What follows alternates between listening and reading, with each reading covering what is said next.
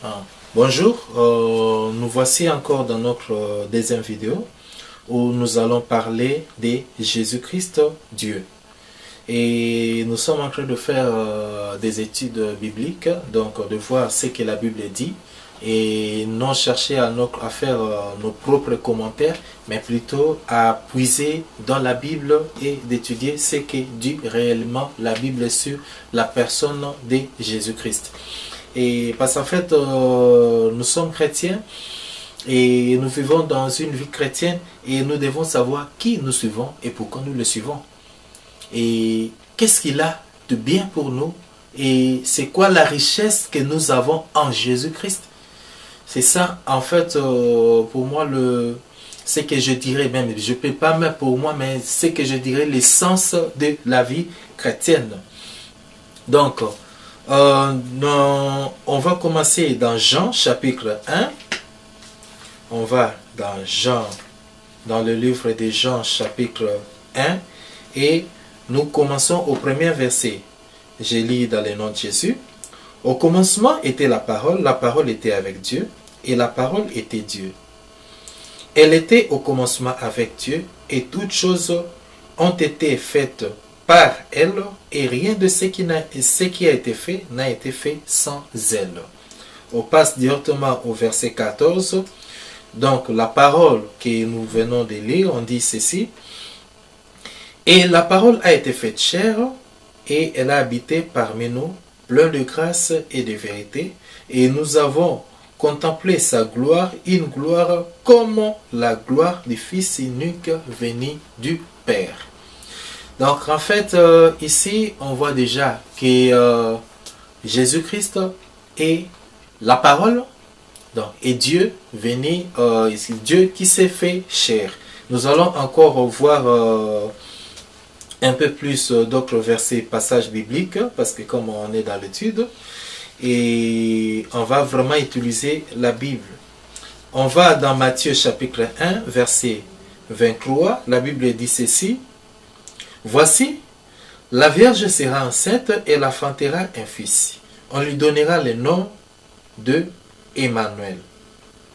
Ce qui signifie Dieu avec nous.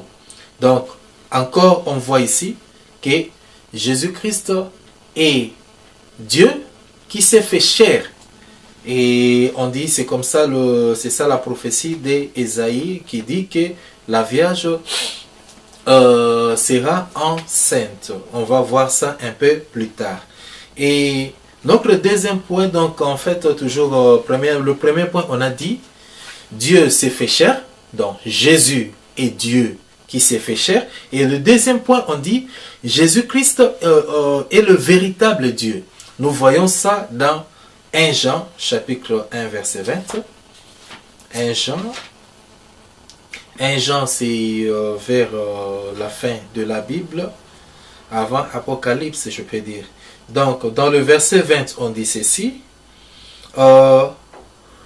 Nous savons aussi que le Fils de Dieu est venu et qu'il a donné l'intelligence pour connaître la vérité.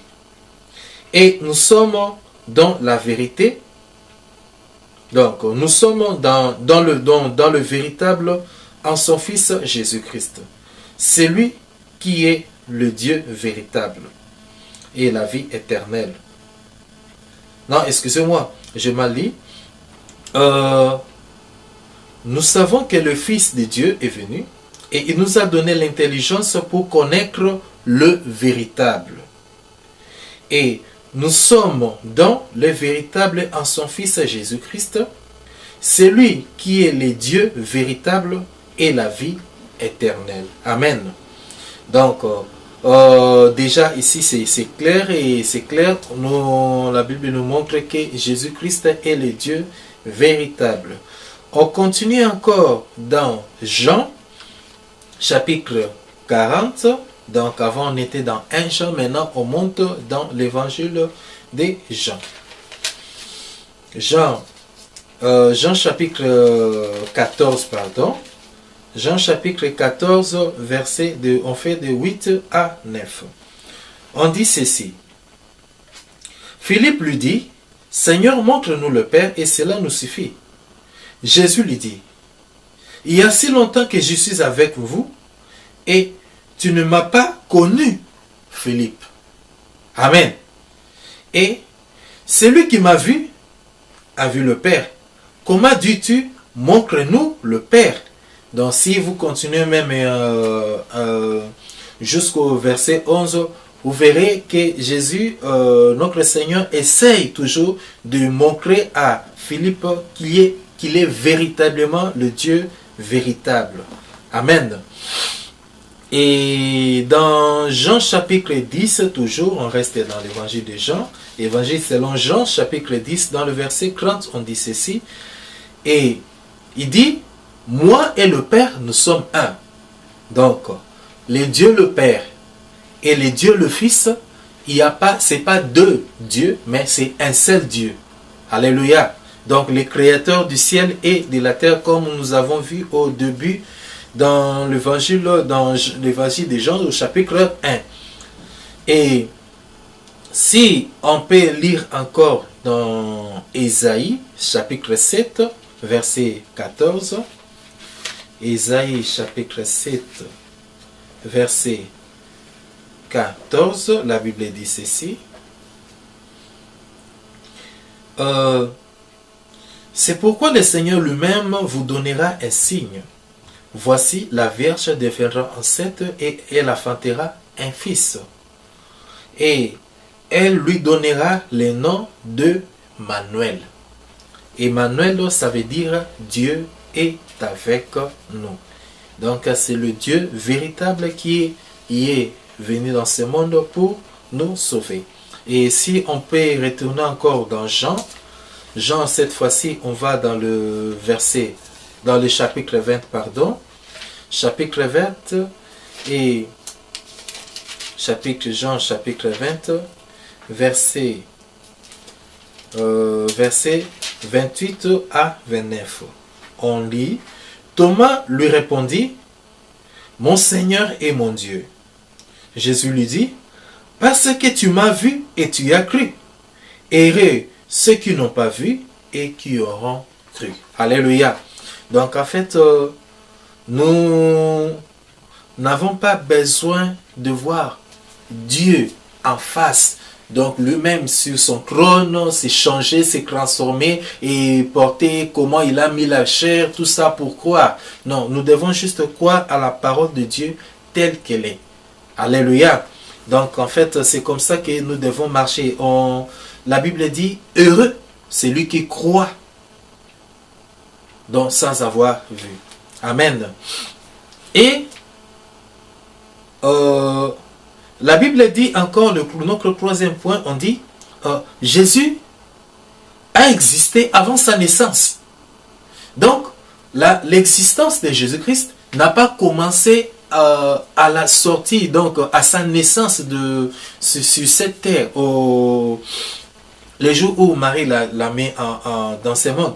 Donc, si on peut voir ça dans Colossiens, la Bible nous parle encore. Et en fait, la Bible, c'est vraiment une richesse qui nous explique le secret divin. Et ce qui est secret pour les hommes, aujourd'hui, Dieu nous révèle au travers de nos enseignements ou au travers de sa parole. Donc, il suffit seulement de s'accrocher à lui et de lui demander et il vous les répondra. Amen. Donc, dans Colossiens chapitre 1, verset 15, la Bible dit ceci. Colossiens chapitre 1, voilà. On dit, le Fils est l'image de Dieu invisible, le premier-né de toute la création, car en lui ont été créées toutes choses qui sont dans les cieux, sur la terre, les visibles et les invisibles, trône, d'unité, domination, autorité. Tout a été créé par lui et pour lui. Amen. Donc, en fait, la Bible dit, donc, le monde a été créé par Jésus-Christ et pour Jésus-Christ. Là, ça doit faire très mal aux religieux, aux gens qui ne croient pas en Jésus-Christ, de savoir qu'ils ont été créés par lui. Mais mon frère, vouloir ou pas, vous avez été créés par lui et c'est comme ça. Amen. Et si Vous ne voulez pas et attendez votre jugement dernier. Dans Jean chapitre 8, Jean chapitre 8, versets 56 à 58, donc on retourne encore dans le livre des Jean. Jean chapitre 8 et 56 à 58. La Bible dit: Abraham, votre père, a tressailli de joie de ce qu'il verrait mon jour.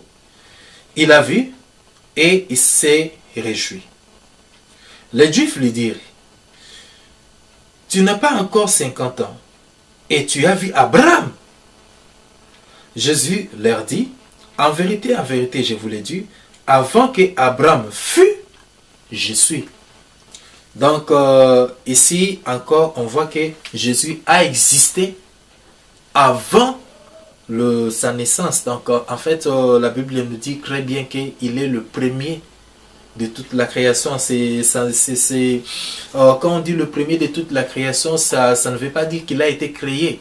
Non, ça veut juste dire qu'il est au-dessus de toute la création. C'est un titre qu'on lui donne. Et vraiment, maintenant, le grand problème, comment Dieu peut quitter son trône et venir sur la terre? Pourquoi? Alléluia. Et c'est là où il y a on peut avoir un peu plus d'explications.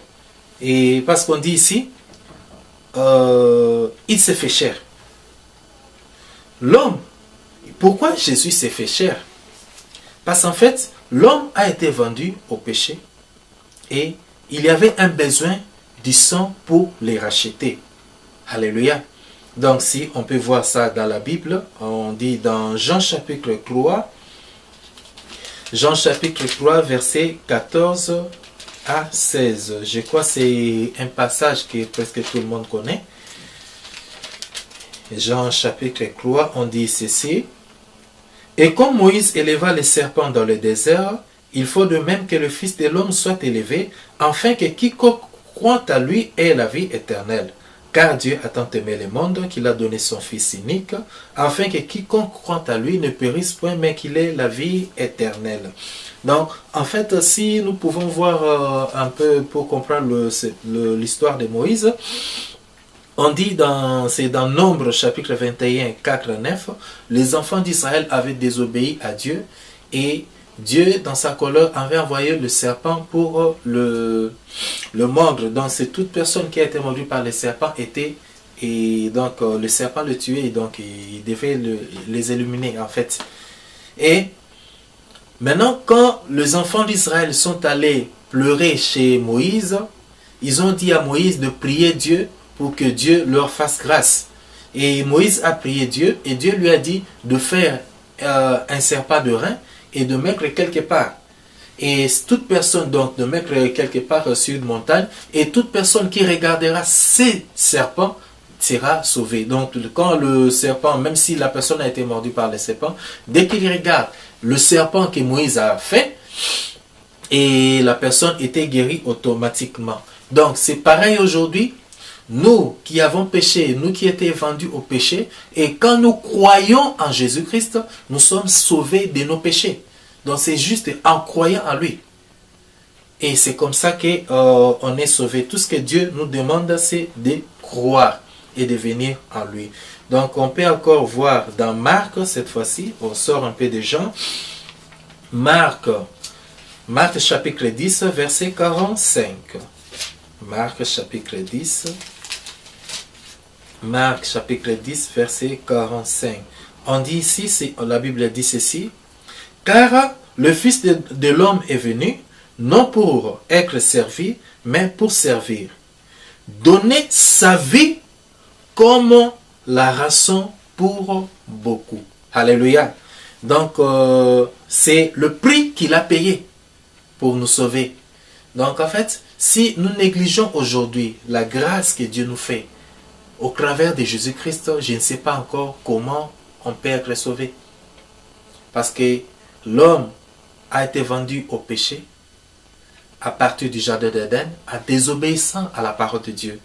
Et il était devenu esclave du péché. C'est comme ça que, à partir d'Abraham, le péché est entré. Sa femme, il y avait la souffrance.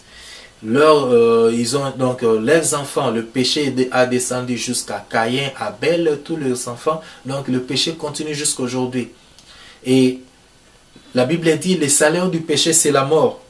Mais en fait, pour être sauvé seulement, c'est au travers de Jésus-Christ. On dit que le don gratuit de Dieu, c'est la vie, c'est Jésus, au travers de Jésus-Christ, pour être sauvé. Si on peut,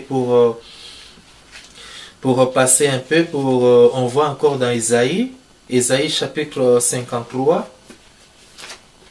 Isaïe chapitre 53, donc pourquoi Jésus est venu plutôt sur cette terre, on dit ceci. Dans Isaïe chapitre 53, dans versets de 4 à 6, la Bible dit ceci. Cependant, ce sont nos souffrances qu'il a portées, et c'est nos douleurs qui s'est chargé, et nous l'avons considéré comme puni, frappé de Dieu et humilié. Mais il a été blessé pour nos péchés, brisé pour nos iniquités, le châtiment